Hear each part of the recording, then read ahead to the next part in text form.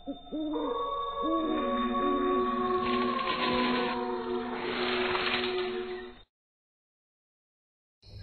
छोटा सा कस्बा, घनघोरपुर। गांव वाले कहते थे कि इन जंगलों में कोई दानव रहता है। दादाजी, ये दानव की कहानी सच है क्या? बेटा, ये कोई बनावटी किस्सा नहीं, मैंने अपनी आंखों से देखा है। एक आदमी था, धीरे धीरे दानव में बदल गया। ये कहानी है डॉक्टर विक्रम की। घनघोरपुर में रहने वाला विक्रम बचपन से ही विलक्षण बुद्धि का था। वो सचमुच बहुत पढ़ा लिखा और प्रयोगों में डूबा रहने वाला इंसान था, लेकिन उसकी एक कमजोरी थी, अमरत्व की चाह। विक्रम, ये सब छोड़ो। जिंदगी ईश्वर का दिया हुआ उपहार है, मौत से भागकर नहीं जी सकते। सावित्री, तुम नहीं समझोगी। एक दिन मैं ऐसी दवा बनाऊंगा जो इंसान को मौत से आजाद कर देगी। एक रात विक्रम अपने घर के तहखाने में बैठा था। बोतलों में लाल और हरे रंग के तरल उबल रहे थे। उसने एक बड़ी सी कांच की शीशी उठाकर उसमें काला तरल डाला। बस यही अंतिम कड़ी है, इसके बाद मैं खुद को उस अमृत से सींच दूंगा।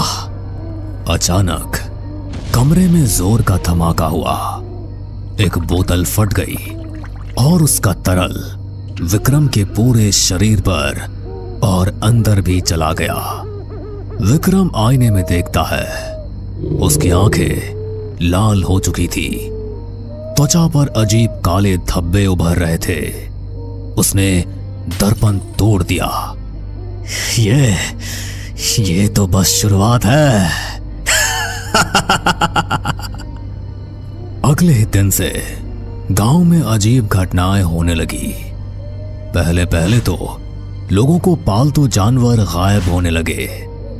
फिर 2-3 लोगों की लाशें खेतों में मिली। उनके शरीर पर पंजों जैसे निशान और खून पूरी तरह चूसा हुआ था। गांव के चौपाल में सब इकट्ठा हुए। ये काम किसी जंगली जानवर का तो नहीं हो सकता। मैं कहती हूँ ये दानव का काम है। हम सबको सतर्क रहना होगा। रात में कोई अकेला बाहर ना निकले। विक्रम, तुम बदल रहे हो। तुम्हारी आंखें, तुम्हारी चाल सब डरावनी हो चुकी है। कृपया ये प्रयोग छोड़ दो। सावित्री, अब मैं इंसान नहीं रहा, मैं कुछ और बन चुका हूं। कुछ ऐसा जिसे मौत भी छू नहीं सकती। एक रात गांव में 3 नौजवान मशालें लेकर जंगल में निकले। जैसे ही वे जंगल के भीतर पहुंचे, अचानक झाड़ियों से अजीब सी गुर्राहट सुनाई दी। अंधेरे में लाल आंखें चमकी। कौन है वहां? अचानक विशालकाय छाया पेड़ों से निकलकर उनके सामने आ गई। वो विक्रम था, लेकिन इंसान जैसा नहीं। उसका शरीर 2 गुना बड़ा हो चुका था। चेहरे पर लंबे दांत और हाथों में नुकीले पंजे। उनमें से एक बहादुर युवक ने कहा, तू इंसान है विक्रम डॉक्टर, हमने तुझे पहचाना है। हाँ, मैं ही हूं विक्रम, मगर अब मैं मनुष्य नहीं, मैं दानव हूं। और उसी पल वो उन युवकों पर टूट पड़ा। उनकी चीखें जंगल में गूंज उठी। सुबह जब गांव वाले जंगल पहुंचे तो वहां केवल खून के धब्बे और फटे कपड़े पड़े थे। कोई युवक जिंदा नहीं मिला। अब और इंतजार नहीं, हमें इस दानव का अंत करना होगा, वरना ये पूरा गांव खा जाएगा। लेकिन वो मेरा पति है, कोई तरीका हो जिससे उसे फिर से इंसान बनाया जा सके। दानव बनने के बाद इंसानियत नहीं बचती बेटी। दानव का इलाज केवल एक है, मृत्यु। अचानक हवा तेज चलने लगी और दरवाजे चरमराने लगे। मोहन और सुनीता डरकर अपने दादा से चिपक गए। दादाजी, आगे क्या हुआ? बेटा, उस रात विक्रम दानव पूरे गांव पर टूटा। इंसान, बाहर निकलो, तुम्हारा दानव आया है। विक्रम अब पूरी तरह दानव बन चुका था। उसके दांत बाहर निकले हुए, हाथ पंजों जैसे, आंखें लाल और शरीर पर लंबे बाल थे। अगली सुबह चौपाल में हाहाकार मचा। हर किसी के चेहरे पर डर था। अगर हम यूं ही बैठे रहे तो अगला नंबर हम सबका होगा। शास्त्र कहते हैं कि ऐसे पिशाच दानव का नाश केवल आग और मंत्र से ही हो सकता है। नहीं, अभी शायद कोई रास्ता हो। बेटी, तू नहीं जानती, मैंने उस दानव को अपनी आंखों से देखा है। वो अब इंसान नहीं, नरभक्षी है। आज रात हम लोग दल बनाकर जंगल में घात लगाएंगे। अगर वो आया तो वही खत्म कर देंगे। सावित्री रात को अपने पुराने घर के तहखाने में गई। वहां टूटी बोतलें, सड़े गले मांस के टुकड़े और फर्श पर खून पड़ा हुआ था। उसने विक्रम की डायरी उठाई और पढ़ना शुरू किया। डायरी में लिखा था, मनुष्य की आत्मा और जानवर की शक्ति को मिलाकर मैं अमरत्व का अमृत तैयार करूंगा। अगर ये सफल हो गया तो मैं मृत्यु पर विजय पालूंगा, लेकिन अगर ये असफल हुआ तो मैं किसी भयावह रूप में बदल सकता हूं। उस रात चौधरी, रामलाल और 4-5 नौजवान मशालें और भाले लेकर जंगल पहुंचे। सावधान रहना, वो कहीं भी हो सकता है। अचानक झाड़ियों से सरसराहट हुई। सभी ने हथियार कसकर पकड़े। अगले ही पल पेड़ों के बीच से दानव छलांग लगाता हुआ उनके सामने आ खड़ा हुआ।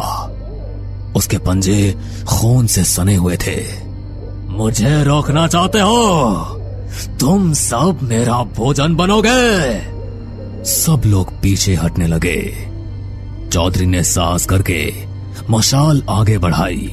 रुक जा दानव, हम तुझे जलाकर राख कर देंगे। ये कहते ही चौधरी ने अपने मशाल दानव पर फेंक दी, पर मशाल दानव के शरीर से टकराकर बुझ गई। आग, मुझे कोई आग नहीं जला सकती। वो उन पर टूट पड़ा। कुछ ही पलों में 2 युवक उसके पंजों से मारे गए। बाकी लोग डरकर भाग खड़े हुए। गांव लौटने पर सबने देखा कि भागते हुए दानव भी उनके पीछे पीछे आ गया था। वो छतों पर उछल रहा था, दरवाजे तोड़ रहा था। विक्रम, रुक जाओ, मैं हूँ सावित्री, तुम्हारी पत्नी। दानव ने उसकी ओर देखा। कुछ पल के लिए उसकी आंखों में अजीब सी चमक आई, जैसे वो पहचानने की कोशिश कर रहा हो। लेकिन अगले ही पल उसने जोर से दहाड़ लगाई और पास खड़े एक युवक को दबोच लिया। नहीं! उसी समय गांव में एक अनजान साधु आ पहुंचा। उसके गले में रुद्राक्ष की माला थी, हाथ में त्रिशूल और आंखों में अजीब सी ज्योति। रुको दानव, तेरा अंत निकट है। साधु ने मंत्रोच्चारण किया और अपनी त्रिशूल की नोक से आकाश की ओर आग की लपटें उठाई। दानव कुछ पल के लिए पीछे हट गया, फिर जोर से हंसा और अंधेरे में गायब हो गया। महात्मा जी, आप कौन हैं और इस दानव से हमें कैसे मुक्ति मिलेगी? मैं तंत्र मार्ग का साधक हूँ। विक्रम ने जिस निषिद्ध रसायन का सेवन किया है, उसने उसके भीतर दानवी आत्माएं जगा दी है। महात्मा जी, क्या उसे फिर से इंसान बनाया जा सकता है? शायद, अगर उसकी आत्मा अभी जीवित हो। इसके लिए कठिन अनुष्ठान करना होगा और उस समय दानव को मंत्रों से बांधना पड़ेगा। अगर हम सफल हुए तो वो इंसान बन सकता है, लेकिन अगर असफल हुए तो वो और भी भयंकर रूप ले लेगा। गांव वाले सहम गए। रात ढली तो विक्रम फिर जंगल से निकला, लेकिन इस बार उसका रूप और भी भयावह था। उसकी पीठ पर कांटे उगाए थे। पूरा गांव कांप उठा। कल पूर्णिमा की रात है, यही सही समय है। हम अनुष्ठान करेंगे और विक्रम को बांधेंगे। तुम सबको साहस रखना होगा। गांव वाले डर के बावजूद तैयार हो गए। आग के पास बैठे दादाजी ने कहानी सुनाते हुए रुककर पानी पिया। मोहन और सुनीता की सांसें थमी हुई थी। दादाजी, फिर क्या हुआ? अनुष्ठान में वो सफल हुए या नहीं? बेटा, उस पूर्णिमा की रात जो हुआ वो पूरे कस्बे की किस्मत बदल देने वाला था। पूर्णिमा की रात आसमान में चांद पूरा और लालिमा से भरा हुआ था। गांव वाले चौपाल के पास जमा थे। आज की रात निर्णायक होगी। या तो ये गांव बच जाएगा या सब कुछ खत्म हो जाएगा। गांव के बीच एक बड़ा यज्ञ कुंड सजाया गया। चारों ओर दीपक जलाए गए और बीच में रुद्राक्ष की माला, मंत्रों की किताब और पवित्र जल रखा गया। जंगल से भयावह दहाड़ गूंजी। दानव प्रकट हुआ। अब उसका रूप और भी विकृत हो चुका था। पीठ पर कांटे, आंखों में खून और दांत नुकीले। गांव वाले डर से पीछे हट गए, लेकिन साधु ने त्रिशूल उठाकर मंत्रोच्चारण शुरू कर दिया। जैसे ही साधु ने मंत्र पढ़ा, यज्ञ कुंड की अग्नि हवा में कई गुना ऊंची उठ गई। दानव ने चीखकर जमीन पर प्रहार किया। धरती हिल गई और कई दीपक बुझ गए। कोई मुझे नहीं रोक सकता। मैं अमर हूं, अमर। साधु ने त्रिशूल उठाकर उसकी ओर किया। त्रिशूल से तेज रोशनी निकली और सीधा दानव के सीने पर पड़ी। वो तड़प उठा। सावित्री, यही समय है। पुकार उसे याद दिला कि वो कौन था। विक्रम, मैं हूँ तेरी सावित्री।